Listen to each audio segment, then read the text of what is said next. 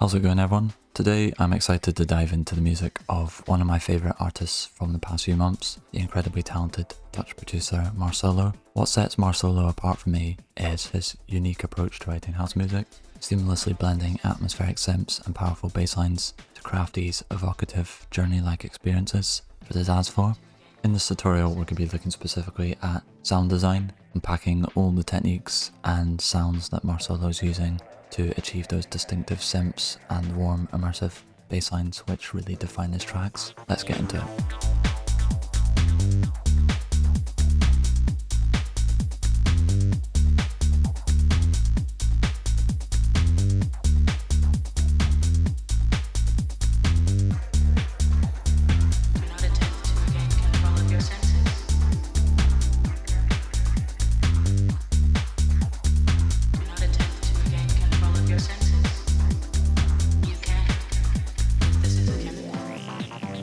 If you take a listen to Marsolo's catalogue, you'll hear a variety of different synth sounds. So what we're essentially going to do is basically run through all the different sub-layers within bass and synths that he might use and basically try and work out how he might approach that. So what we'll do first is focus on the bass line. What we've essentially got is this kind of main bass group. This particular example was referencing that kind of SYNTHS style bass.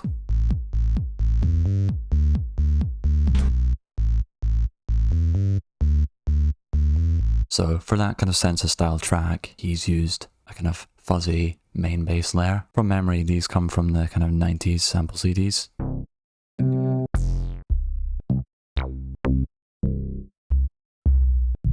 I'm not going to tell you specific examples just because everyone always tends to copy them, but essentially I'd be advising looking through the kind of 90s packs and finding those kind of really nice bass shots. Then when it comes to processing, we're getting a bit of volume, we're getting a bit of character, we're doing a lot of filtering, which is playing a big part in shaping these sounds. And then what I've done is I've used one of these filter-free presets, which is basically just boosting the lows and giving it a warmer sound.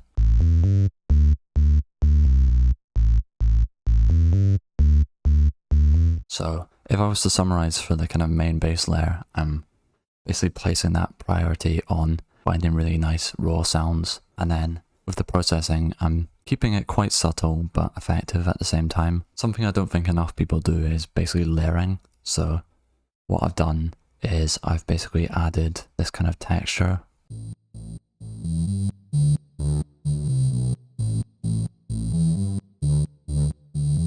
Basically just find a nice patch, take the lows out, keep the same melody, consider transposing the pattern up an octave if it needs it, but just something to sit on top of the previous one.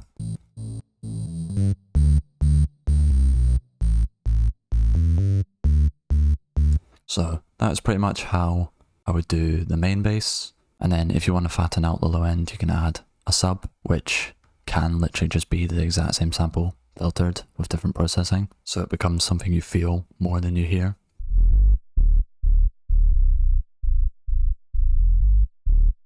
Another element which is pretty common in Marsolo's tunes is the use of acid. A Walk Through the City is like the prime example, where he's using these kind of acid bass lines to drive the momentum of the track. What we've got here is a few different acid elements, so we'll start with this first one.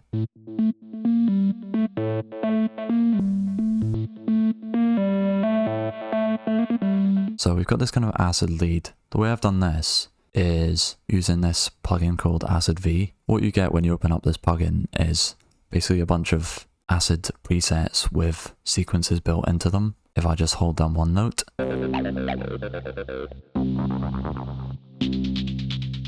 so you basically get a bunch of really nice acid sounds with sequences built in, which you can obviously use, but what I like to do is I like to basically just flick through, listen out for the kind of character of the loop, and then what I would do is I would switch it to this, which basically means you can play your own melody.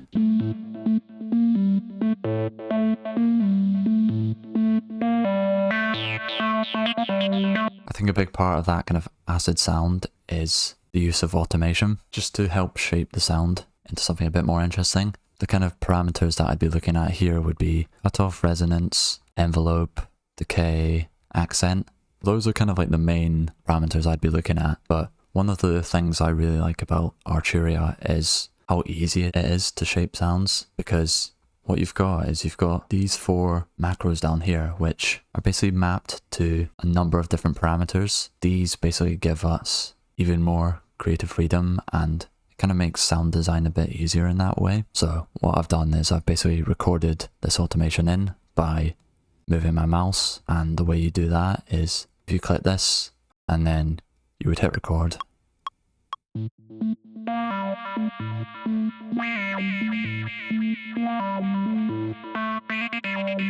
And you can kind of like shape the automation towards the end of the phrase to go up. So that is the first acid patch I've got. I've also got this one.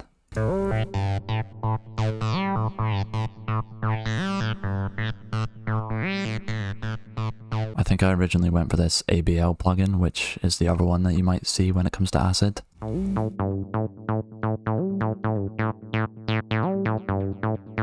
Once again, we've got the automation. If you're going for that kind of acid sound, automation is probably one of the most important things, just to make sure that the sound is evolving and it's not incredibly repetitive.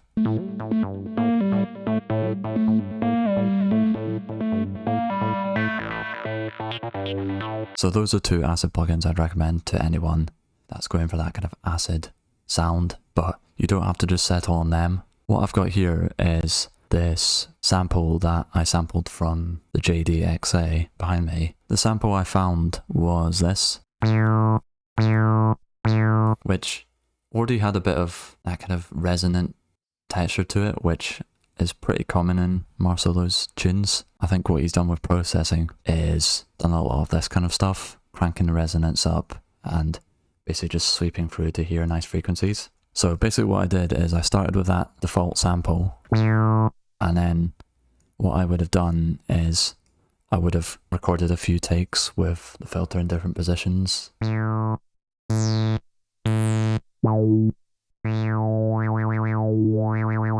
Like this was just literally me moving it like that. I think placing that importance on the use of filters and seeing where the kind of sweet spot is in terms of frequency can be a nice thing to do. What I've done here is I've taken that longer snippet and I've simply just dropped it down as audio, which I then went and brought out a bit more with an automated filter. Most of this is just basic sound selection, picking those kind of raw sounds, and then it's literally just a simple case of cranking the filter. Another way we could create those kind of acid sequences is I'd basically load that kind of nutty longer sample in. I'd load an arpeggiator. Then what you could do is you could record the output of this pattern above while you move this. I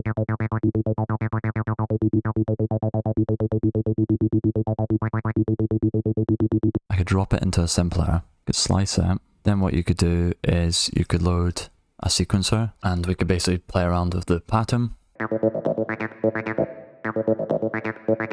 So that's pretty much how I'd approach acid patterns, which are obviously a pretty big part of his tracks. The next area where I think Marsolo really excels is in his synth work. I think one of the main elements that really draws me to his tunes are those pads. When it comes to the pads, I don't think his approach is too different from the majority of producers, but there's a few things with regards to processing and the way he does his MIDI patterns which kind of separates him a bit. So the first pad example I've got is this one.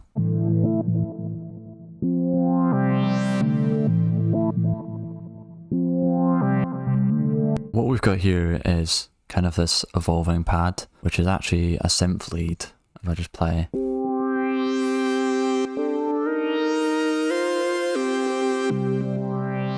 It's apparently a lead, but the way it's kind of been shaped is almost more like a pad. So if I hold the note, it takes a while to rise.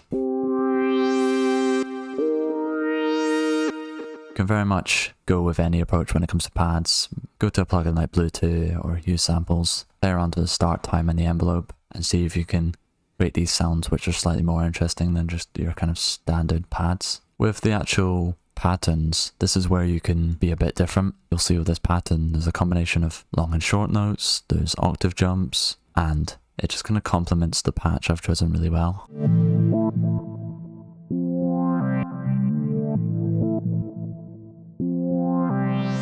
It's kind of almost playing call and response, where you've got this kind of disconnected section, and then you've got this kind of legato smoother section. And I just think it helps to add this like really nice movement in the context of the whole track.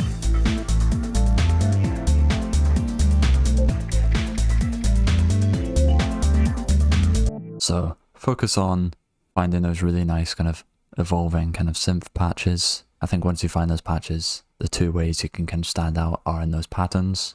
And then, once again, these filters. I spoke about them a bit with regards to bass, but I think you can really hear their impact when it comes to the synths. So the kind of standard filter, which is opening and closing, would always be something I'd recommend if you want to add that variety to your mix. But this is where I think the magic can happen. Basically just cranking the LFO up and allowing it to sweep around the frequency.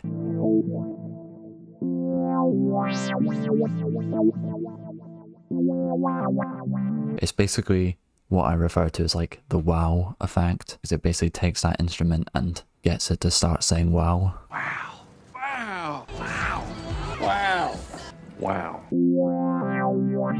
The second one I've got is a simple example. I've basically just taken one of these kind of pads, and what you can do in the sampler in Ableton is you can play around with like the loopings, and you can also hit the sustain mode. So what it will do is it will play forward and then come back and loop a particular section of that pad.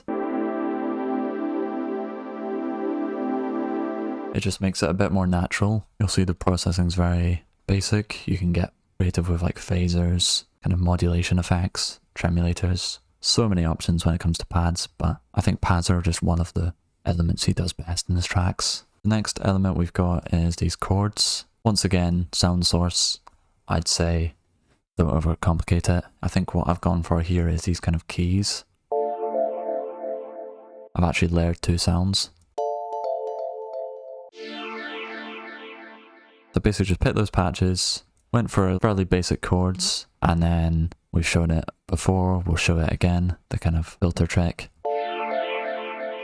So those are basically the chords. The next thing we have is these kind of like arps and sequencers, which are pretty prominent in his tracks. I think I've talked about it before, but what I'll quickly do is I'll run through some of those examples. The first one that I've used many times is a plugin called Bluetooth to create this kind of like melodic RP sequence.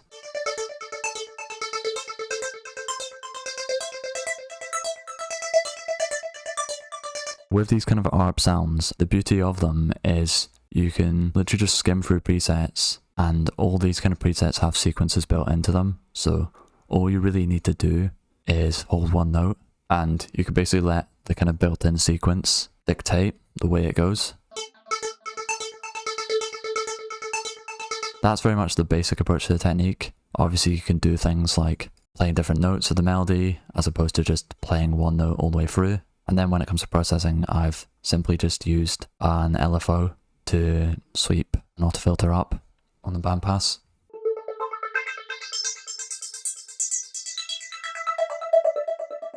An element I hear in a lot of Marsolo tunes is these kind of like modular, percussive RP sequences.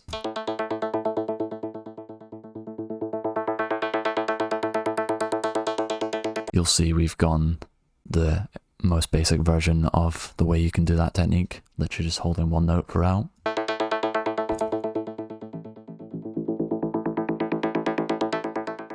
So we basically just got this kind of rhythmic sequence there, and I think he's using a combination of both those melodic and rhythmic ones. Another way you can do it, which doesn't involve plugins, is literally just going down the arpeggiator route. So what I could do is I could find those particular qualities in synths while I'm auditioning them. We could load an arpeggiator, we could play around to the start point again, which would help us find that kind of ear candy within.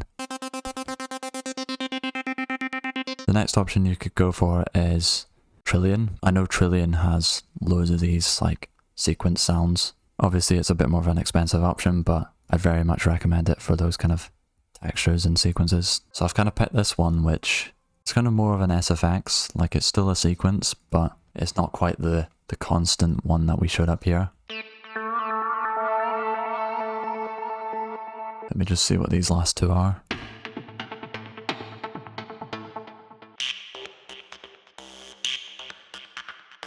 So there isn't really much I can say with regards to sequences.